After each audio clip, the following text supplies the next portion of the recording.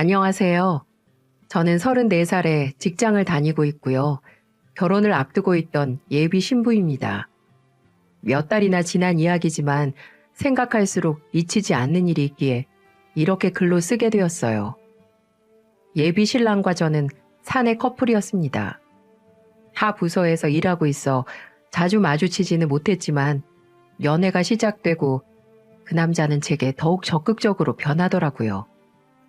좁은 회사에서도 마음만 먹으면 만날 기회는 얼마든지 만들 수 있다는 걸 입증했습니다. 저도 그 정성에 조금 감동했던 것도 제일 컸고요. 예비 신랑은 제약회사의 영업직으로 있다 보니 직업 특성이라는 게 존재했습니다.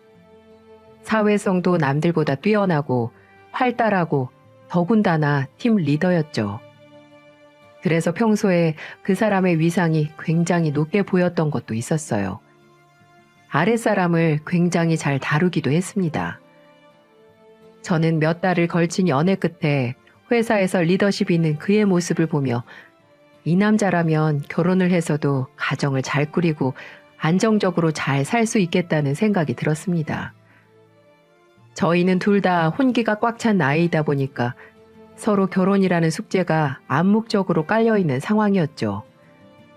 그래서 예비 신랑과 우연히 저녁에 술을 한잔 하다가 결혼 이야기가 나오고 마침내 저희는 서로 부모님께 인사부터 하자는 의논에 서로가 의견이 맞았습니다.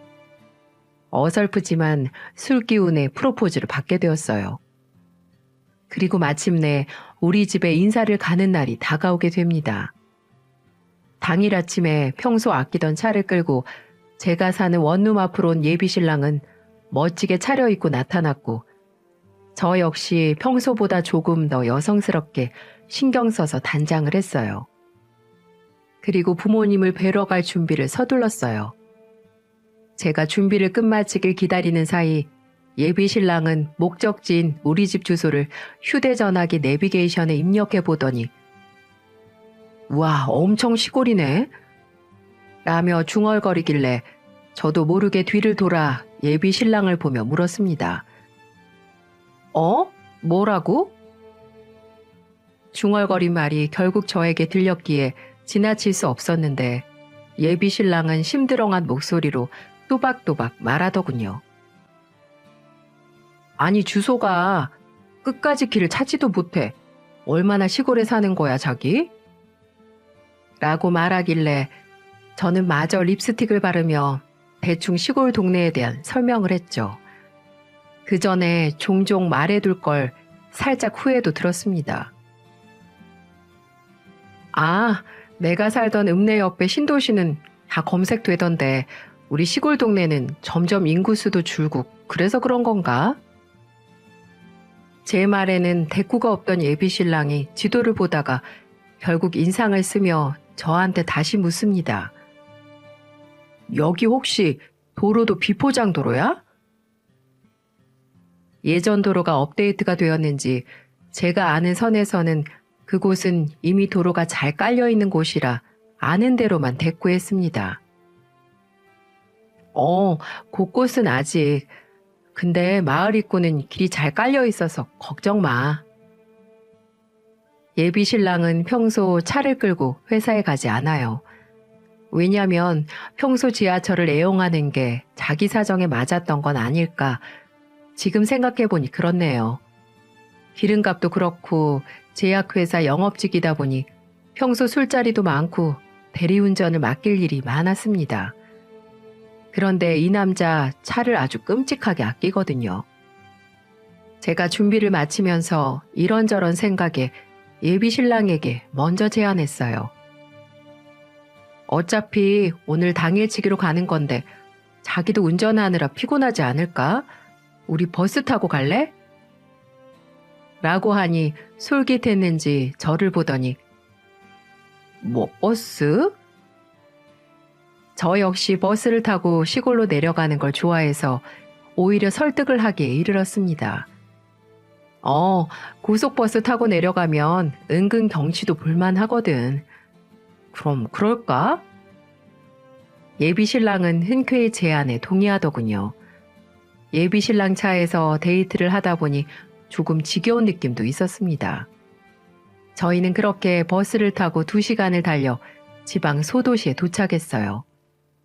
목적지가 시골이다 보니 예비 신랑은 제 어릴 적 시골에서 자란 이야기를 들으며 꽤 재밌어하는 반응이었습니다.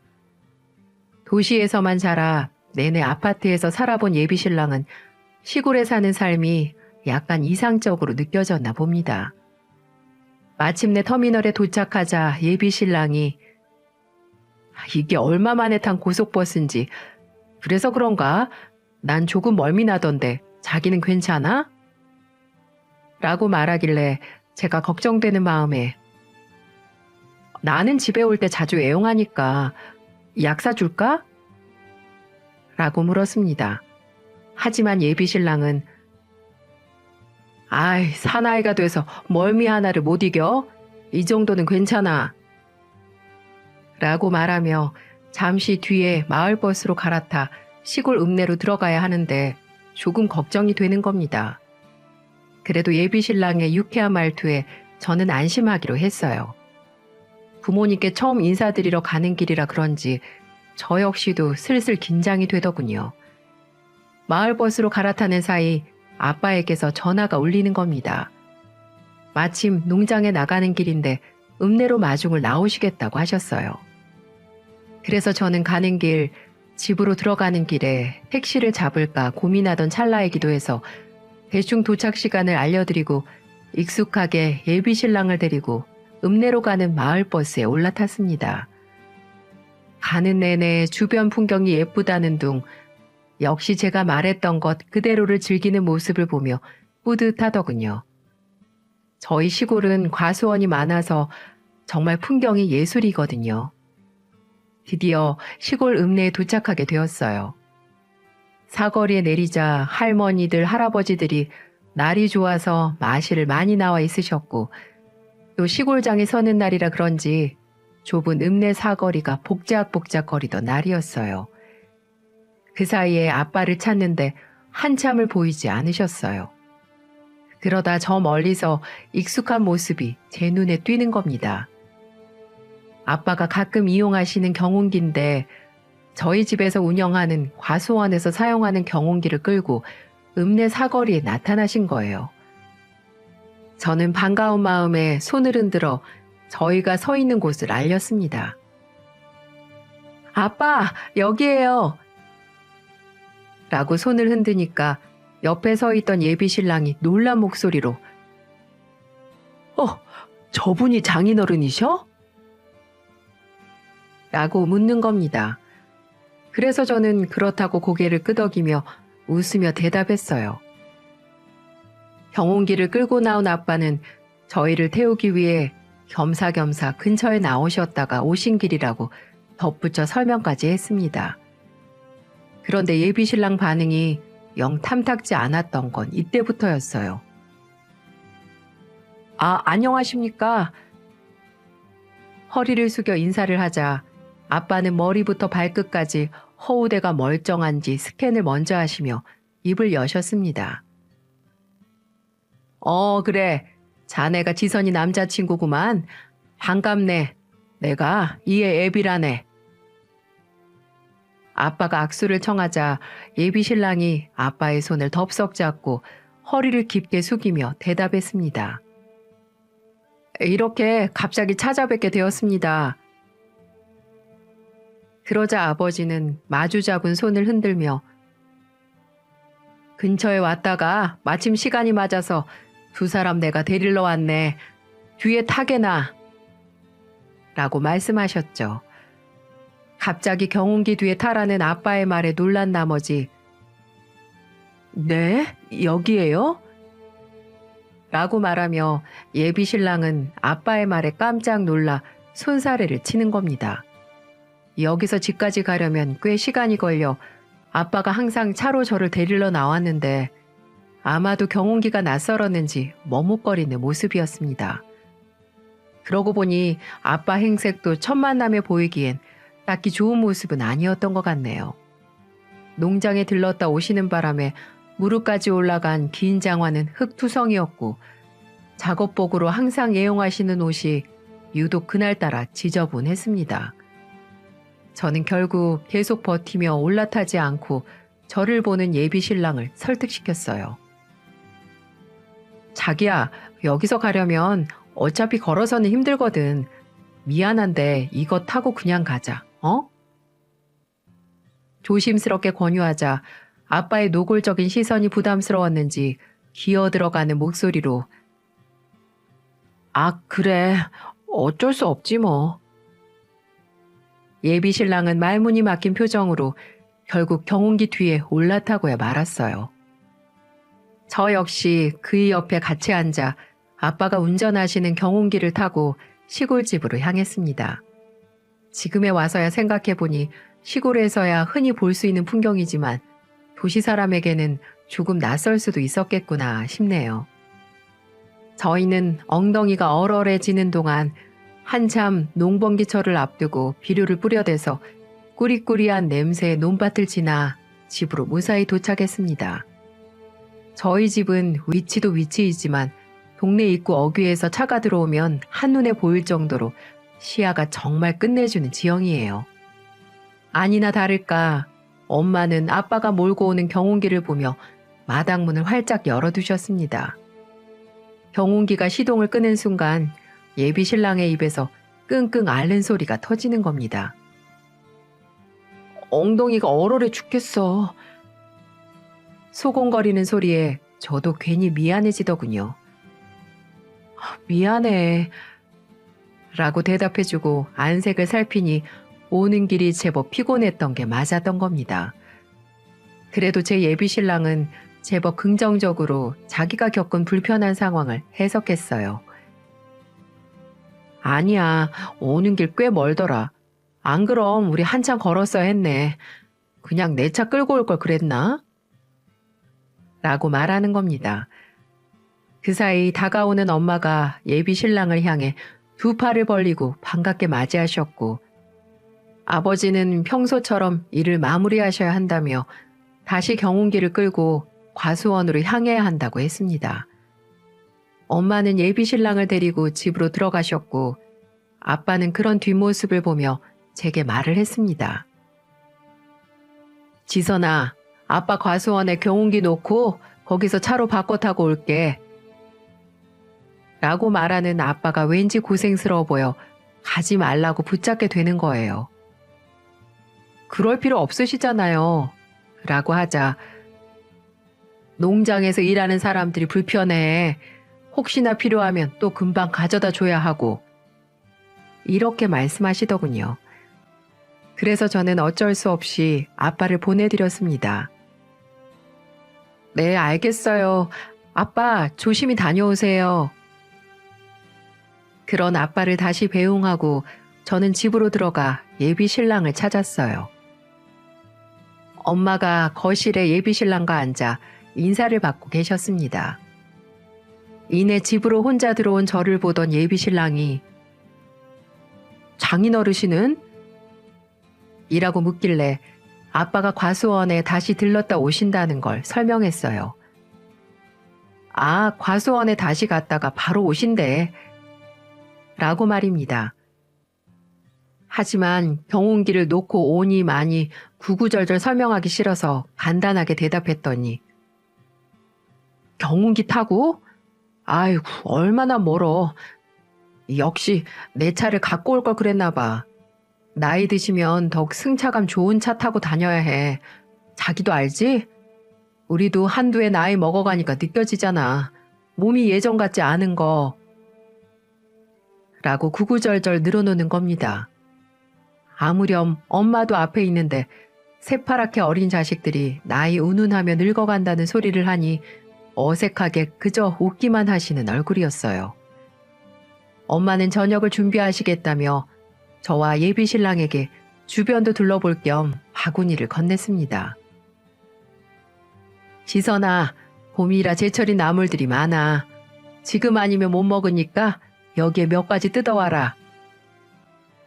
저는 어릴 때부터 시골에 살아 그런지 시골에서 시기가 되면 먹을 수 있는 나물들이 뭔지 잘 알고 있었어요. 예비 신랑은 아무 말 없이 저를 따라 나서길래 불평이 없는 줄 알았어요. 하지만 텃밭에 나아가 쭈그리고 싱그러운 제철 나무를 뜯는 저에게 아니 얼마나 먹을 게 없으면 풀을 뜯어 먹어? 이렇게 말하는 겁니다. 예비 신랑이 오해를 한 것 같아서 다정하게 설명해 줬죠. 풀? 이거 제철 나물이야.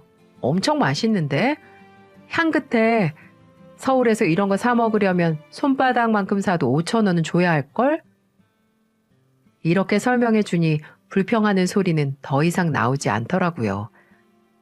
저는 텃밭에 나가 엄마가 심어두신 모종들이 자란 걸 보며 뿌듯해서 하나씩 설명해 줬습니다. 하지만 예비 신랑은 영 표정이 안 좋더라고요. 아무래도 고속버스를 타고 내려와 멀미를 해서 그런가 싶기도 했습니다.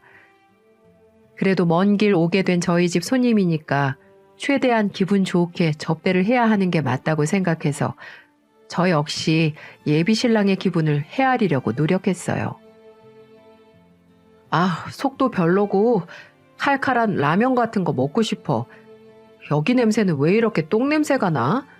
마을에 혹시 어디 배수관 문제 있는 거 아니야? 저는 그 말에 푸하하 하고 웃음을 터뜨렸어요.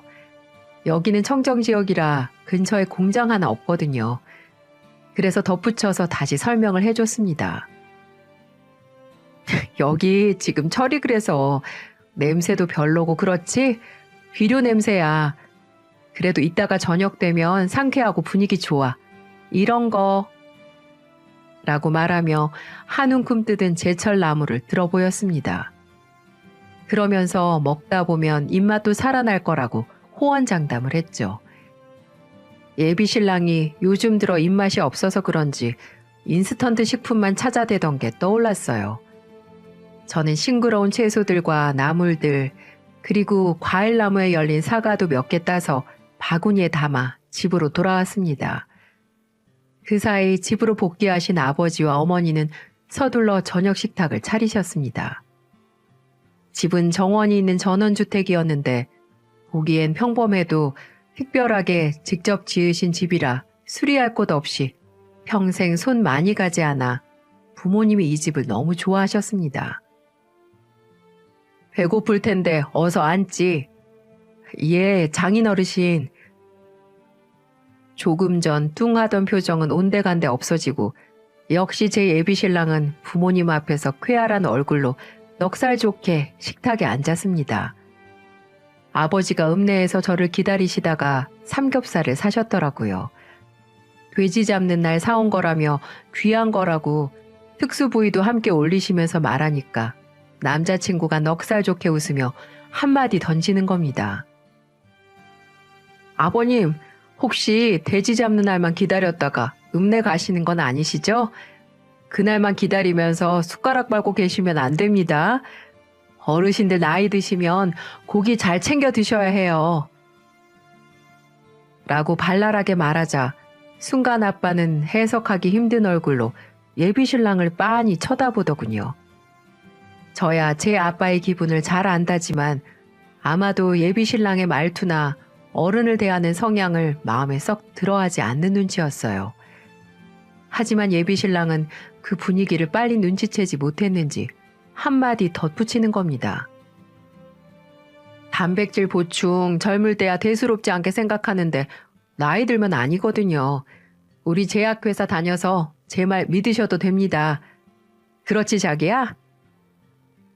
라고 말입니다. 저는 예비신랑이 툭 치며 동조를 구하는 말에 어쩔 수 없이 말을 어버버거리며 고개를 끄덕였어요.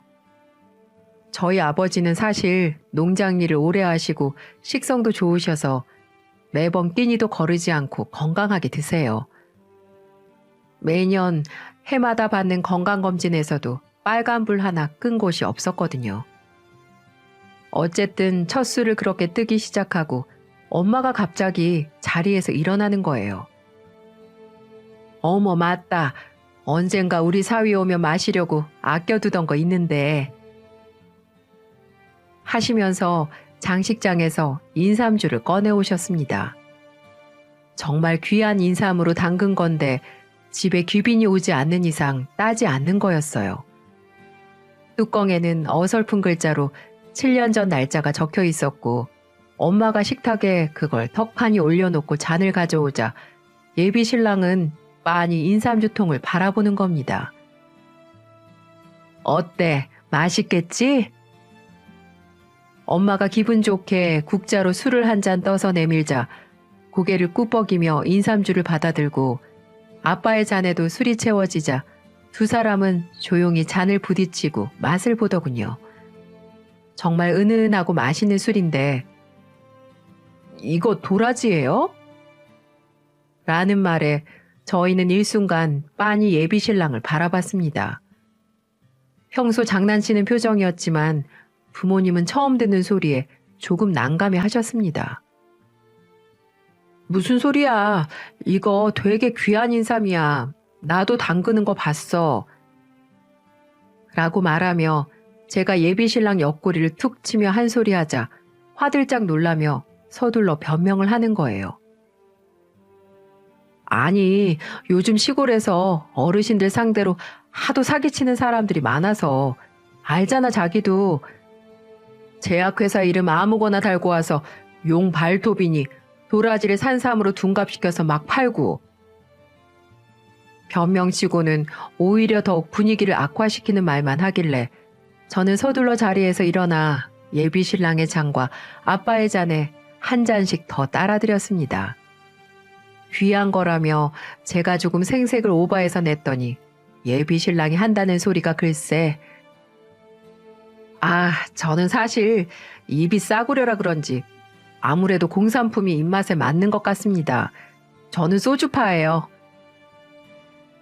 귀한 술이니까 더 안 줘도 된다는 말을 왜 이렇게 하는 걸까요? 저야 알아듣지만 처음 뵙는 어른들이 이해할 리가 있겠습니까?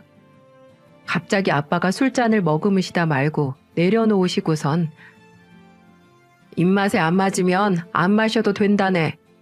그리고 그거 소주로 담근 거야 이 사람아. 라고 핀잔을 던지자 그제야 눈치를 챈 예비 신랑이 어버버하며 중얼거렸습니다. 그렇구나. 예비 신랑은 아빠의 톡 쏘는 한마디에 갑자기 당황한 듯 보였습니다. 순간 싸해진 분위기도 그렇고 저는 이런 식으로 첫 만남을 마무리하고 싶지 않은 마음에 서둘러 냉장고를 열어 소주를 가져왔어요. 에이 아빠 그래요. 어차피 이렇게 귀한 거 2잔 이상 먹는 건 민폐지.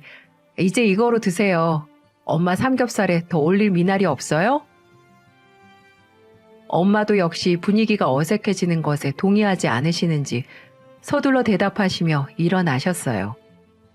아빠도 조금 전 톡 쏴붙인 말이 마음에 쓰였는지 연거푸 예비 신랑의 잔에 술을 채우셨습니다. 그리고 불안한 예감은 역시나 빗나가지 않더라고요. 예비 신랑의 혀가 슬슬 꼬이기 시작했거든요.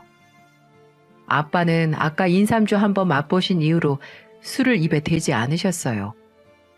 왠지 술맛이 떨어지신 것 같기도 해 보였고 그래도 저는 그때까지만 해도 예비 신랑을 아빠에게 잘 보이고 싶은 마음에 대화에 한참 끼어들었고 호응하는 데 열중했습니다. 근데 아버님, 삼겹살이 한창 익어 자신의 그릇에 쌓여가는 걸 빤히 보던 예비 신랑이 갑자기 뜬금없는 소리를 하는 겁니다. 말하세. 혹시 여기 읍내는 소 잡는 날은 없습니까? 아빠는 예비 신랑의 접시에 고기를 올려주다 말고 황당한 얼굴로 올려다 보시더군요. 저 역시 취한 이 남자의 눈빛이 불안해 그저 숨죽인 채 바라만 봤습니다. 아니, 마음이 슬퍼서 그래요. 슬퍼서. 어떻게 돼지 잡는 날만 기다렸다가 사드십니까? 제가 앞으로 소고기 사드릴 테니까 소고기 드시죠. 소고기. 라고 혀가 잔뜩 꼬인 목소리로 목청을 높이는 겁니다. 그러자 아빠는 자네 소고기 좋아하나? 라며 되물으셨습니다. 하지만 점점 자신의 부서 아래 직원들 대하는 술자리와 비슷한 분위기처럼 대화가 이어지는 게 느껴졌습니다. 아니, 소고기 싫어하는 사람이 어딨어요. 안 그래, 자기야? 라고 저를 보며 물었지만 저 역시 첫 만남에 이런 모습이 무척 당황스러운 것도 사실이었어요. 그래서 자기야, 그만해. 많이 취했다. 라고 말하며 불안한 얼굴로 예비신랑의 팔을 잡아 끌며 제지했어요. 그러더니 갑자기 제 어깨를 부모님 있는 자리에서 자신의 품으로 끌어안는 겁니다. 순간 너무 얼굴이 화끈거려서 빠져나오려고 애를 썼는데 예비신랑 덩치도 그렇고 힘도 좋아 뿌리치는데 힘들더군요. 아버님, 저희 데이트할 때 스테이크 많이 먹습니다. 라고 떵떵거리며 소리치는 예비신랑이었어요. 아빠는 내내 예비신랑의 풀린 눈과 얼굴을 빤히 쳐다보시더니 결국 한 말씀을 하시더라고요. 사람이 고기 많이 먹고 살면 못 쓰네. 단백질? 그거 중요하지. 근데 이거 라고 하시며 예비신랑의 술잔을 툭툭 치며 훈계하듯 말씀하셨어요. 이거랑 같이 먹으면 독이야, 독. 자네랑 나랑 병원 가서 건강검진 한번 해볼까? 누가 더 건강한지. 예비신랑은 한 방 먹은 듯 어색하게 뒷목을 만지작거리며 입을 꾹 다물더라고요. 아무래도 평소 회사에서 하듯 하는 버릇이 이곳에서도 나오면 안 되는 건데 어른들을 대하는 일이 너무 없어서 그런지 조금은 다른 모습에 저도 잠시 실망스러웠어요. 고기를 다 먹고 난 뒤 엄마는 시원한 후식을 만들겠다며 김치를 말아서 국수를 내오셨어요. 감사하다고 말하지 못할 망정 예비신랑은 뭔가 승부욕이 발동했는지 결국 또 아빠를 발끈하게 만드는 말을 내뱉더군요. 아이, 우리 장모님 평생 손에 물 묻히셔서 이렇게 주름이 가득하신 거예요? 라며 저희 엄마 손을 덥석 잡는 겁니다. 아무리 그래도 예비 장모지만 저희가 결혼할 사이가 아니라면 이건 중년의 여성의 손을 덥석 잡는 거나 마찬가지 아닐까요? 그리고 장모 손을 이렇게 첫 만남에 잡는 사람도 흔하지 않잖아요. 잠깐 찰나에 스친 상황이라 아빠도 저도 뭐라 말할 수 있는 타이밍을 놓쳐버렸어요. 하지만 여기서 끝이 아니었습니다. 어머님, 이런 국수 직접 하고 그러지 마세요. 손에 물 묻히지 마시라고요. 제가 서울에서 김치국수 밀키트 보내드릴게요. 요즘 도시 사람들은 그냥 뜯어서 삶기만 하면 다 되는 그런 거 먹어요. 아뿔싸. 정말 튀어나오는 말마다 이건 의도나 뉘앙스, 예비신랑이 우리 집을 어떻게 생각하는지 알 것 같기도 했습니다. 머릿속에 누군가 망치로 딱 때리듯 이제 확신이 들더라고요. 복잡한 머릿속이 혼란스러워 아무 말도 못하고 있던 와중에 아빠가 불쑥 됐네. 그런 공산품 우리는 별로 안 좋아하네. 라고 말씀하셨습니다. 그러자 예비신랑은 자신의 말에 거절한 아빠에게 언짢았는지 왜요? 편하기만 한데. 아버님, 경운기는 안 불편하세요? 제가 바꿔드릴까요? 갑자기 딴지를 거는 겁니다. 그게 무슨 소린가? 아빠가 경운기 소리에 마침 너 잘 걸려들었다는 듯 예비신랑을 노려보며 다시 물었어요. 내 경운기가 어디가 어때서? 라고 근엄한 목소리로 묻자 아닙니다. 너무 잘 어울리십니다. 라며 취해서는 낄낄거렸어요. 저는 결국 이제는 장단을 맞추지도 않고 고개를 숙인 채 젓가락만 희적였습니다. 그런데 그 사이 예비신랑이 제 옆구리를 툭 치는 겁니다. 자기야, 여기 중고차 파는 데 없어? 라고 말하는데 제 안색은 이미 새파래졌고 왜? 있긴 있어. 저기 옆에 신도시 단지로 가는 길에 있을걸? 이렇게 말하며 제가 아무 생각 없이 대답했던 게 문제였습니다. 갑자기 아빠에게 고개를 획 돌리던 예비신랑이 아버님, 제가 티코 한 대 뽑아드릴까요? 저 그만한 능력은 됩니다. 지금 바로 가시죠. 예? 라고 하는 겁니다. 저희 셋은 정말 넋이 나간 채로 예비신랑을 빤히 바라봤습니다. 예비신랑이 술에 취해 주절거리는 것도 그저 어색하게 웃으며 바라보시던 엄마도 더 이상은 웃지 않으시는 겁니다. 아빠는 자리에서 일어나 헛기침을 하며 그 말을 무시한 채 밖으로 나가버리셨고 예비신랑도 그 모습에 어색해진 분위기를 그제야 읽었는지 마른 세수를 하며 술 취한 눈을 내내 껌뻑거렸어요. 엄마는 굳은 얼굴로 조용히 일어나 접시를 치우고 식탁을 마무리하기 위해 슬슬 정리를 하셨어요. 저는 그 순간 예비신랑 팔을 잡아 끌고 집 밖으로 나왔습니다. 상황이 쎄한 걸 눈치는 챈 건지 예비신랑이 밖으로 나오자 먼저 입을 열더군요.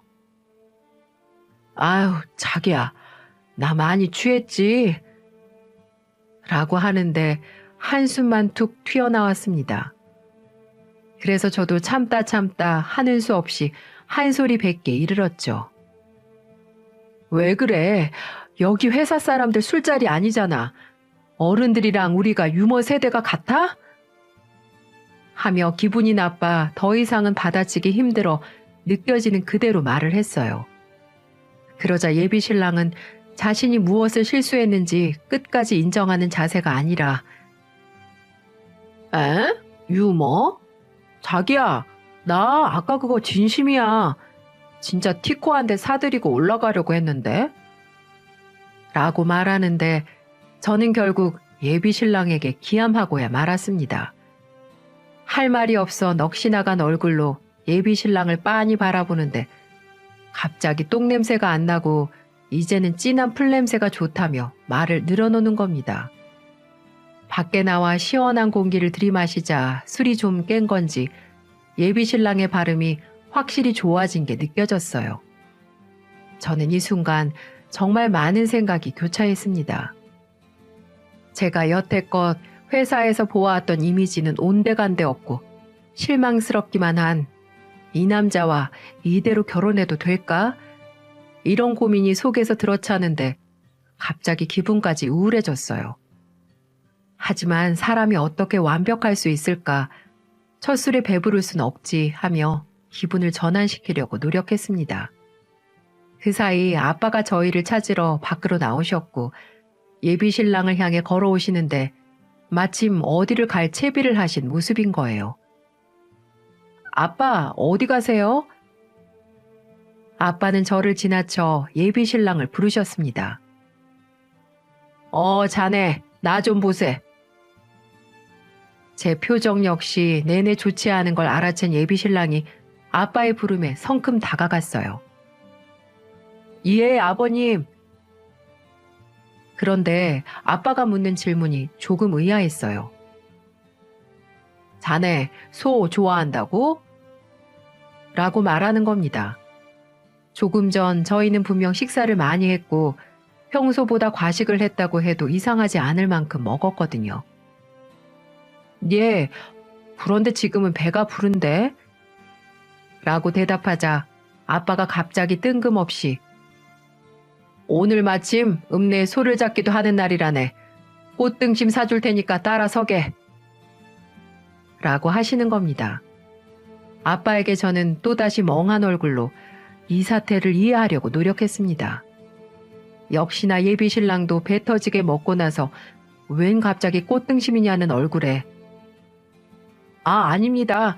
아까 드린 말은 그냥 이렇게 대답하더군요.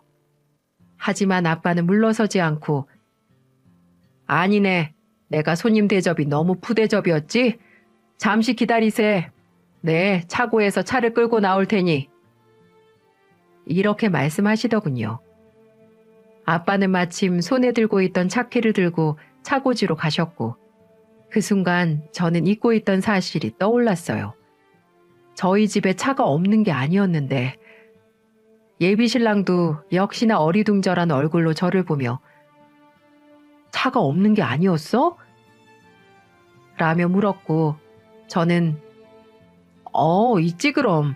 어떻게 이 넓은 땅에서 경운기만 타고 다녀? 라고 대답하며 한숨을 푹 내쉬었습니다. 어디서부터 예비 신랑에게 말해야 할지 난감하기만 하더군요. 그런데 더 가관인 건 근데 왜 말 안 했어? 라며 저에게 따지듯이 묻는 겁니다. 갑자기 스트레스가 확 몰려와서 저도 모르게 짜증스럽게 대답했습니다. 내가 우리 집 무슨 차 끈다고 구구절절 말할 나이는 아니잖아. 이렇게 말하자 예비 신랑은 주춤거리며 그건 그런데 라고 대꾸하더군요. 정말 어리둥절한 표정으로 뒷머리를 극적이면서 사태가 어떤 상황인지 이해를 못하는 것 같았습니다. 마침내 아빠가 집 뒤 차고지에서 차를 끌고 집 앞으로 오셨고 예비 신랑은 차 맨 앞에 박힌 엠블럼을 보고 그 자리에서 얼음처럼 굳어버렸어요. 바로 벤츠였거든요. 지금 아버님 차가 혹시 벤츠야? 라고 물으며 갑자기 저를 원망하는 얼굴로 돌변하는 겁니다. 저는 한숨밖에 나오는 게 없었어요. 마침 예비 신랑의 꿈이 벤츠를 사는 거였는데 저희 아빠가 벤츠를 끈다고 말하는 게 유치해서 그간 말 안 한 것도 있었거든요.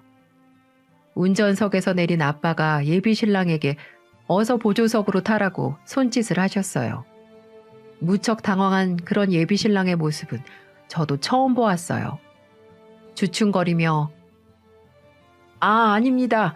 아버님 제가 아끼는 이렇게 말하자 어른이 사준다는데 거절하는 것도 예의가 아니네. 어서 타. 내가 차 문까지 열어줘야 해? 왜 서울 사람들은 다 그런가? 라고 하시며 톡 쏘셨습니다.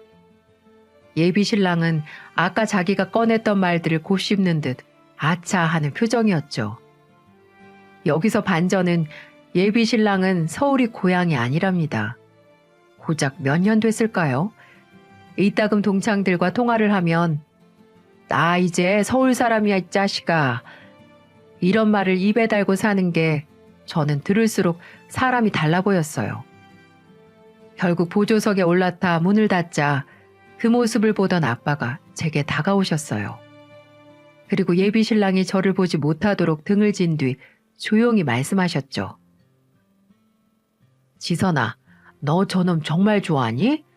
식사 시간 고작 2시간이었다. 그 안에 저 사람이 하는 행동만 봐도 아빠는 아닌 게 보이던데. 저는 제 속을 꿰뚫어 보신 아빠에게 놀라서 할 말을 잃은 채 무슨 말을 먼저 해야 하나 그저 고민만 했습니다. 어서 솔직하게 말해봐라. 내가 보기에는 우리 딸이 너무 아깝거든. 이렇게 말하시면서 제 대답을 느긋하게 기다리셨습니다. 갑자기 울컥했지만 저는 차분하게 대답했어요. 죄송해요. 제가 보는 눈이 너무 낮았던 것 같아요. 제가 서울 올라가면 좋게 정리할게요. 라고 기죽어 말하자 오히려 아빠는 그렇지? 다행이다. 내 말에 동의하는구나. 그럼 아빠가 알아서 처리하마. 하시며 운전석으로 돌아가시려고 하길래 저는 물었습니다. 네? 어떻게 하시려고요? 그리고 아빠는 운전석 문 손잡이를 잡고 당기기 전 한마디를 하셨어요. 글쎄, 이 아빠가 알아서 할게. 아빠 믿어라. 그리고 우리 딸 꽃등심 사올게. 이 와중에 웬 꽃등심이냐며 반문하고 싶었지만 이미 운전석으로 올라탄 아빠는 차 문을 닫아버리셨습니다. 저는 그렇게 마을 어귀를 벗어나는 아빠의 차 후미등을 보며 한참 동안 그 자리에서 서성이다 들어왔어요. 집으로 돌아와 뒷정리를 하는 엄마에게 다가갔지만 기분이 언짢으신지 아무 말도 안 하셨고 저도 그런 엄마에게 딱히 구구절절 예비 신랑에 대한 변명을 하고 싶지 않아 조용히 일만 도와드렸습니다. 그리고 1시간 정도가 가지 않아 아빠 차가 다시 집으로 들어오는 소리에 앉아있던 저는 엉덩이에 불이 난 듯 뛰어나갔습니다. 혹시 다녀오는 그 사이에 또 무슨 실수를 하진 않았을까? 내내 그 걱정만 드는 거예요. 그런데 마당에 들어서는 아빠를 보고 눈이 휘둥그레졌습니다. 소고기를 사러 함께 나갔던 예비 신랑은 온데간데 없고 아빠 손에 소고기만 들려져 있는 거예요. 제가 그 사람은요? 당황해서 물으니 아빠는 기분 좋게 터미널에 내려줬다 라고 말하시며 콧노래까지 부르셨어요. 아빠! 이후 상황이 궁금해서 불렀지만 더 이상 대답하지 않으셨고 집으로 들어가며 후식으로 꽃등심을 먹자고 엄마를 부르는 소리가 들렸습니다. 저는 얼이 빠진 얼굴로 그 자리에 서서 한참 동안 움직이지 못했네요. 그리고 주머니에서 미친 듯이 울리는 휴대전화 진동 소리를 뒤늦게 알아차렸습니다. 주머니에서 전화기를 꺼내들자 예비 신랑의 부재중 전화가 수십 통이 쌓여 있더군요. 다시 전화를 걸자 다짜고짜 흥분하고 격앙된 목소리에 예비 신랑의 목소리가 들렸습니다. 야, 어떻게 된 거야? 라고 말하는 예비 신랑의 말에 평소답지 않게 화가 나 보여 저도 말없이 그냥 듣기만 했네요. 아빠가 그냥 혼자 들어오셨어. 나야말로 묻고 싶은데 어떻게 된 거야? 하니까 예비 신랑이 하는 말이 글쎄, 아니 장인어르신이 갑자기 정육점에 들어가셔서 꽃등심이라고 사서 내 손에 쥐어주시고는 뒷좌석에 다른 봉지 두둑하게 던지시더라고. 라고 말하며 거칠게 숨을 몰아쉬는 소리가 들렸습니다. 그래서 저는 조금 차분하게 끝까지 경청했죠. 그런데 갑자기 왔던 방향이 아니라 도착한 게 글쎄 버스 터미널인 거야. 하는 말에 놀라서 저도 물었습니다. 뭐라고? 그럼 지금 진짜로 버스 터미널이야? 라고 하니 예비 신랑이 한숨을 푹 쉬며 이어서 말하는 내용이 더 충격이었습니다.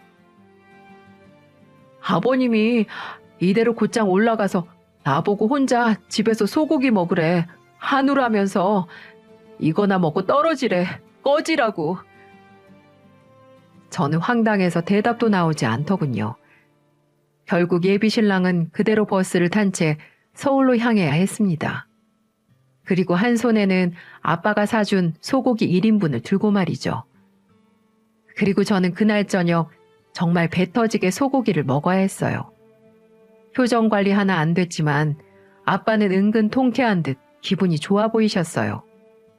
결국 예비 신랑은 가볍게 굴던 입방정에 소고기를 사러 따라 나갔다가 저를 2번 다시는 보지 못하게 되었습니다. 저는 그 이후 서울로 복귀해 평소 러브콜을 받았던 다른 제약회사에 이직을 하게 됐어요. 사실 예비 신랑과 같은 회사에 다니는 게 좋아서 그동안 좋은 조건에도 이직을 못하고 있었던 건데 저도 그 사람의 진짜 얼굴을 실제로 보게 되니 갑자기 정도 떨어져 버렸거든요. 그 이후로 연락이 없었냐고요? 당연히 초반에는 예비 신랑의 미친 듯한 연락에 하루 일상이 불가할 정도였어요. 하지만 이미 우리 집에서 벌어진 일은 돌이킬 수 없지 않습니까? 그런 사람과 결혼해 부모님 마음에 못을 박느니 차라리 혼자 늙을 때까지 효도하면서 사는 게 낫다고 생각했습니다. 남자 공부 제대로 했다고 생각하지만 그래도 한편으로는 나쁜 사람은 아닌데 라는 생각도 들었습니다. 지금은 연락이 뜸해지긴 했는데 헤어지자는 통보가 아무래도 인정하기 힘든 모양이에요. 최근 폐인처럼 지낸다는 말에 속이 상해 조금은 흔들리는 것도 솔직한 심정입니다. 제대로 혼쭐이 난 예비 신랑, 이대로 다시 재회한다면 이전에 했던 행동들에 대해 변화가 있을까요? 아니면 사람 인성은 절대 뜯어 고칠 수 없는 걸까요? 회사에서 항상 아랫사람만 대하는 버릇 때문에 잠시 감을 잃었던 게 아닌가 이런 생각도 드네요. 밤이 깊어지는데도 요즘 그날의 일이 자꾸만 떠올라서 저는 밤잠을 설치게 되네요. 지금까지 제 긴 사연 들어주셔서 정말 감사합니다.